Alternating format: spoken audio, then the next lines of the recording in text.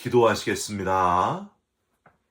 새로운 날 첫 시간을 하나님께 예배하며 시작하게 하신 것을 감사드립니다. 하루 종일 주님과 동행하는 복된 하루가 되게 하여 주시옵소서. 우리 속에 추하고 더러운 모든 것들을 다 제하시며 정결한 마음으로 채우시고 정직한 영을 새롭게 하여 주시옵소서. 우리를 낙담시키고 절망케 하는 모든 부정적인 것들이 다 떠나가게 하시고 오직 구원의 기쁨과 영생의 소망으로 감사하는 복된 오늘 하루가 되게 하여 주옵소서. 우리 기도에 응답해 주실 줄 믿사옵고 예수 그리스도의 이름으로 기도 올리옵나이다. 아멘. 오늘 말씀은 창세기 15장 1절부터 7절까지의 말씀입니다. 이후에 여호와의 말씀이 환상 중에 아브라함에게 임하여 이르시되 아브라함아 두려워하지 말라. 나는 내 방패요 너의 지극히 큰 상급이니라. 아브라함이 이르되 주 여호와여 무엇을 내게 주시려 하나이까. 나는 자식이 없사오니 나의 상속자는 이 다메섹 사람 엘리에셀이니이다. 아브라함이 또 이르되 주께서 내게 씨를 주지 아니하셨으니 내 집에서 길린 자가 내 상속자가 될 것이니이다. 여호와의 말씀이 그에게 임하여 이르시되 그 사람이 내 상속자가 아니라 내 몸에서 날 자가 내 상속자가 되리라 하시고 그를 이끌고 밖으로 나가 이르시되 하늘을 우러러 뭇별을 셀 수 있나 보라. 또 그에게 이르시되 내 자손이 이와 같으리라. 아브라함이 여호와를 믿으니 여호와께서 이를 그의 의로 여기시고 또 그에게 이르시되 나는 이 땅을 내게 주어 소유를 삼게 하려고 너를 갈대아인의 우르에서 이끌어낸 여호와니라. 아멘. 오늘은 창세기 15장 1절부터 7절까지의 말씀으로 언약 체결이라는 제목의 말씀을 함께 나누고 기도하는 시간을 갖겠습니다. 저희 집 거실에 가면 지금도 보드판이 하나 걸려 있는데 한 7년 전이었던 것 같아요. 그때 그 보드판에 크게 쓰여져 있던 문장이 지금까지 기억이 납니다. 145 days till the day. 145일이 남았다. 그날까지 이렇게 써 있었어요. 이게 하루하루 지나면서 144일 남았다. 143일 남았다. 이렇게 줄어드는데 바로 저희 둘째 딸이 기록해 놓은 겁니다. 여러분, 그날은 무슨 날일까요? 그날 처음으로 셀폰을 사주기로 엄마가 약속한 날, 그날을 기다리면서 저희 딸이 145일 남았다, 144일 남았다, 143일 남았다, 이렇게 하루하루 다르게 기록을 하더라고요. 둘째 딸은 거의 석 달이 넘도록 엄마와의 약속, 새끼손가락 걸고 도장까지 찍고 한 그 약속을 이루기 위해서 하루하루 성경을 쓰면서 꼭 참으면서 기다리고 기다렸습니다. 마치 우리 한국 역사에 곰이 마늘을 먹으면서 사람 되기를 기다리듯이 그렇게 기다렸어요. 결국 참고 참아서 그토록 기다리는 그날 셀폰을 자기 손에 넣게 됩니다. 그 셀폰을 사줄 때까지 엄마가 제안한 것을 힘들어도 꼭 지키고 해내면서 약속을 지키며 보드판에 하루하루 날짜를 지워가며 참고 또 기다리고 기다리던 그 둘째 딸과 결국 딸과의 약속을 지켜주는 엄마의 모습. 여러분, 오늘 본문에 나오는 아브람과 하나님의 모습이 바로 그런 모습이 아닐까 하는 생각이 듭니다. 하나님은 환상 중에 아브람에게 찾아오셔서 말씀하셨습니다. 1절을 한번 보세요. 이후에 여호와의 말씀이 환상 중에 아브람에게 임하여 이르시되 아브람아 두려워하지 말라. 나는 내 방패요 너의 지극히 큰 상급이니라. 내가 내 방패, 즉 내가 너를 안전하게 지킬 것이고 내게 큰 상급을 줄 것이다. 아마도 하나님이 이렇게까지 아브람에게 말씀하신 거는요, 바로 앞에 14장에서 있었던 일 때문이었을 겁니다. 집에서 훈련한 자 318명을 거느리고 먼 길을 추격하여 조카 롯과 빼앗긴 것들을 다 도로 찾아가지고 돌아오는 길에 누구를 만나요? 멜기세덱을 만나지 않습니까? 그래서 그에게 전리품의 10분의 1을 주면서 하나님을 찬송했던 아브라함. 하나님은 이런 아브라함의 모습을 참 흐뭇해 하시면서 그에게 다가오셔서 이 말씀을 하셨다는 거예요. 그런데 아브라함은 생각보다도 이 하나님이 축복하시고 방패가 되어주신다 이 말씀에 별로 기뻐하지 않고 마음의 슬픔을 가지고 있었던 것 같습니다. 2절을 한번 보세요. 환상 중에 하나님을 만났는데도 이렇게 표현을 해요. 2절. 아브라함이 이르되 주 여호와여 무엇을 내게 주시려 하나이까? 나는 자식이 없사오니 나의 상속자는 이 다메섹 사람 엘리에셀이니이다. 즉 아내 사레가 70세가 되어 이제는 직접 아이를 낳을 수 없게 되었기에 후사를 주시지 않으시는 하나님에 대한 서운한 마음을 슬쩍 표현하고 있는 것을 보게 됩니다. 아무리 저를 지켜주시고 상급을 주시면 뭐합니까? 제가 자식이 없는데 다 소용이 없습니다. 3절 보시면 아브라함이 좀 더 구체적으로 자기의 가장 힘든 부분을 정확하게 하나님께 말씀드리는 것을 보게 됩니다. 3절. 아브라함이 또 이르되 주께서 내게 씨를 주지 아니하셨으니 내 집에서 길린 자가 내 상속자가 될 것이니이다. 보통 사람과 아주 다른, 아주 하나님이 좋아하실 표현을 지금 쓰면서 표현하고 있습니다. 그게 뭘까요? 주께서 내게 씨를 주지 아니하셨으니, 즉 부모와 자녀를 낳기는 하는데 하나님께서 주셔야만 낳을 수 있다는 거예요. 그걸 지금 아브라함이 입으로 고백하고 있는 겁니다. 자녀를 주시는 권한은 오직 하나님께 있습니다. 그 표현을 하는 거예요. 시편 127편 3절에 보라 자식들은 여호와의 기업이요 태의 열매는 그의 상급이로다 했는데, 처음 에덴 동산에서 쫓겨날 때도요, 하나님이 불순종한 하와에게 주신 고통이 뭐였어요? 자녀를 출산하는 고통을 주지 않았습니까?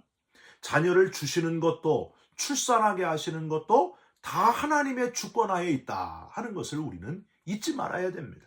여러분, 하나님이 이 아브라함의 고백, 내게 씨를 주지 아니하셨으니 내가 자식이 없습니다, 이 고백을 듣고 얼마나 또 기뻐하셨을까요? 하나님은 4절에 내 종 엘리에셀이 아니라 바로 네 몸에서 날 자가 내 상속자가 되리라 하고 말씀하십니다. 또 5절 아브라함을 밖으로 데리고 나가셔서 하늘을 보게 하시고 저 뭇별들을 보라, 저 하늘의 별들처럼 내 자손을 어마어마하게 주겠다 하고 약속하십니다. 여기서 우리가 얻을 수 있는 첫 번째 교훈은요, 하나님은 무에서 유를 지으시는 분, 하나님께는 불가능한 일이 없다는 사실입니다. 아브라함은 당장 내 눈앞에 내 핏줄이 없는데, 그래서 이 상속할 자가 이 종밖에 없습니다 하고 낙심하는데, 여러분, 최초의 사람을 지으신 분이 누굽니까? 하나님이십니다. 없는 사람도 만드시는 하나님이신데 사람에게서 사람이 나오는 출산이 하나님의 손에 있다는 거예요. 하나님께는 어려운 일이 아니라는 사실입니다. 여러분, 신기한 거는요, 이 창세기 15장에서 내 몸에서 날짜가 내 상속자가 되리라 하신 하나님께서 이 말씀 후에 바로 아들을 주신 게 아니고 또 이때부터 25년을 기다리게 하셔서 기어코 아들을 주셨다 하는 사실입니다. 그 많은 나이에 나이 숫자 상관이 없이 하나님이 아들을 주시는 분, 인간의 생각을 뛰어넘어 계시는 분, 그래서 우리의 사고를 초월하여 말도 안 되는 일을 말이 되게 하시는 분, 기적이 상식이 되게 하시는 분이 바로 우리 하나님이시라는 거예요. 할렐루야. 여러분, 저와 여러분의 아버지 하나님이 바로 그런 분이심을 믿고 힘을 내시기를 주님의 이름으로 부탁드립니다. 여호수아가 태양과 달에게 명령을 하잖아요. 해야 멈춰라, 달아 멈춰라. 그럴 때에 해와 달을 멈추게 하시는 분도 하나님이십니다. 광야에서 60만 명 이상 되는 출애굽의 백성들을 40년 동안 먹이시고 입히시고 인도하시는 분, 여러분, 이게 말이 되는 일입니까? 이 말이 안 되는 일을 정말 말이 되게 하시는 분이 바로 그대로 이루시는 분이 하나님이셨습니다. 문제는 우리의 좁은 생각이 하나님을 다 닮지 못하고 제한적이다 하는 사실입니다. 오늘도 여러분 기도하실 때 내 생각을 뛰어넘어 계시는 분, 내가 예상하는 것을 뛰어넘어 계시는 분 하나님이심을 기대하시면서 그 놀라운 일을 이루실 것을 분명히 생각하시면서 하나님께 기도하시고 부르짖으시기를 주님의 이름으로 부탁드립니다. 내 판단보다 우위에 계신 하나님, 그분이 역사하실 줄 믿습니다. 그래서 이사야서 55장 8절 9절에 이는 내 생각이 너희의 생각과 다르며 내 길이 너희 길과 다름이니라. 여호와의 말씀이니라. 이는 하늘이 땅보다 높음같이 내 길은 너희의 길보다 높으며 내 생각은 너희의 생각보다 높음이니라 하셨습니다.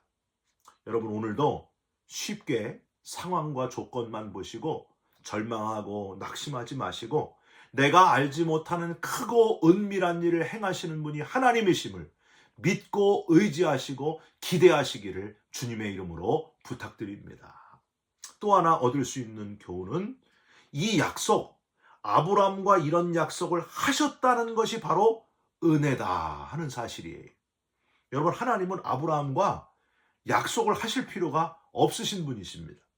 그냥 명하시고 받아들이는가 안 받아들이는가 순종하면 칭찬해 주시고 불순종하면 벌을 주시면 그냥 끝이에요.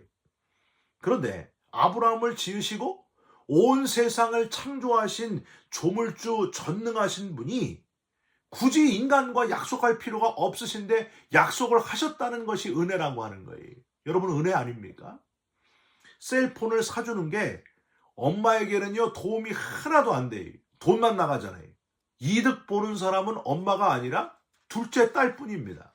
철저하게 이득이 없는 셀폰을 사준다는 약속, 안 해도 되는 약속을 엄마가 해주신 것에 대해서 감사할 줄 알아야 됩니다. 그래야 자식다운 거예요. 아담과 하와에게 선악과를 먹지 말라 하신 것도 부정적으로 보는 사람들은요, 아예 선악과도 만들지 말지, 그래서 아예 죄를 짓지 말게 하시지 그랬냐, 왜 선악과를 만드셨는가 하면서 불평을 합니다. 이거는요 에덴 동산 모든 나무의 열매는 다 먹어도 된다, 어떤 열매든지 다 먹을 수 있다 하셨던 그 하나님의 풍성하게 넘치도록 베푸시는 은혜를 모르고 간과하는 자들이 하는 말이에요. 너무나 많은 것을 주셨잖아요. 딱 하나만 지켜라, 요것만 하지 말아라. 근데 이 너무나 많이 주신 것, 그 은혜를 인간이 자꾸만 잊어버린다는 거예요. 어떤 열매든지 다 먹을 수 있다 하셨던 그 하나님의 풍성하게 넘치도록 베푸시는 은혜를 모르고 간과하는 자들이기에 하는 말입니다. 자녀가 여러분 애지중지 다 이렇게 키워놨더니 어느 날 부모에게 원망을 하죠. 왜 나를 낳아가지고 이렇게 고생을 시키느냐고, 차라리 나를 낳지 말지 하고 원망하는 자식의 불평, 참 어리석은 자의 모습 아닙니까? 굳이 하지 않아도 되는 약속을 해주시는 그 하나님의 은혜를 우리는 잊지 말아야 됩니다. 마지막으로 배를 가른 제물된 짐승과 같이 우리 대신 제물이 된 십자가에서 죽어주신 주님의 은혜를 깊이 묵상하시면서 하나님께 감사하시기를 부탁드립니다. 이 아브라함에게 내 몸에서 날 자가 상속자가 되리라 하신 하나님은 오늘 본문 그 다음인 8절 이후에 아브라함에게 아주 특별한 요구를 하십니다. 아브라함이 요구한 것이 아니라 하나님이 준비하라고 하셨습니다. 즉 염소, 순양, 비둘기 이런 걸 취하여 그 중간을 쪼개고 그 사이를 지나가는 횃불 언약을 하게 됩니다. 여러분 왜 제물들을 쪼개고 그 사이를 지나갈까요?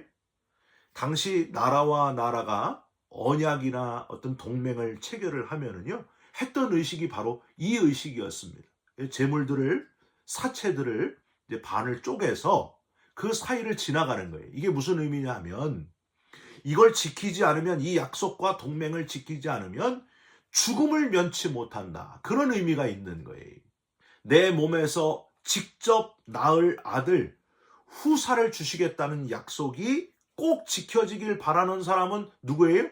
아브라함인데 이 의식을 행하심으로 내가 꼭 지키겠다고 약속하시는 은혜의 하나님을 우리는 여기서 발견할 수 있습니다. 사랑하는 성도 여러분, 마치 어린아이가 아빠랑 약속을 하잖아요. 새끼손가락을 걸고, 예?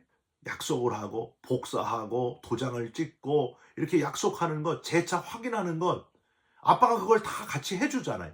그런 거랑 똑같아요. 우리 하나님은 아브라함의 눈높이에서 그렇게 약속을 해주고 계십니다. 하나님께는 아무런 이득이 없는데도 아브라함과 눈높이를 맞추어 주시는 하나님. 여러분, 하나님은 굳이 독생자를 보내어 죽게 하시지 않아도 되시는 그런 분이셨습니다. 그럼에도 불구하고 우리를 사랑하셔서, 저와 여러분을 사랑하셔서 우리 눈높이에서 우리의 죄를 사하시고자 약속하신 독생자를 보내주셨습니다.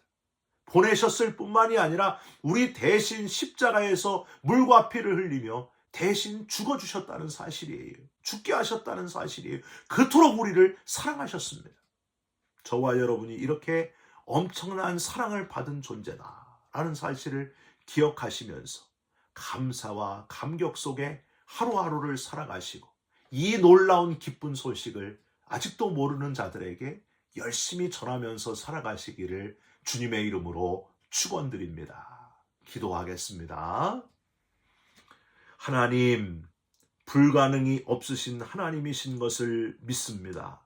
우리를 지으시고 생사화복을 주관하시고 자녀까지 주시고 돌보아 주시는 분이 하나님이신 것을 믿습니다. 독생자의 생명까지 내어주신 분이 하나님 아버지이심을 기억하면서 잊지 않고 열심히 전하면서 살아가는 감격 속에 살아가는 우리 모두가 되게 하여 주시옵소서. 예수 그리스도의 이름으로 기도 올리옵나이다. 아멘. 하늘에 계신 우리 아버지여, 이름이 거룩히 여김을 받으시오며 나라가 임하옵시며 뜻이 하늘에서 이루어진 것 같이 땅에서도 이루어지이다. 오늘 우리에게 일용할 양식을 주옵시고 우리가 우리에게 죄진 자를 사하여 준 것 같이 우리 죄를 사하여 주옵시고 우리를 시험에 들게 하지 마옵시고 다만 악에서 구하옵소서. 나라와 권세와 영광이 아버지께 영원히 있사옵나이다. 아멘. 사랑하는 성도 여러분, 우리와 약속해 주시는 하나님, 그 약속을 이루어 주시는 신실하신 하나님이심을 늘 기억하시면서 감사와 감격 속에 하루하루를 살아가시기를 주님의 이름으로 축원드립니다. 여러분 사랑합니다. 축복합니다. 감사합니다.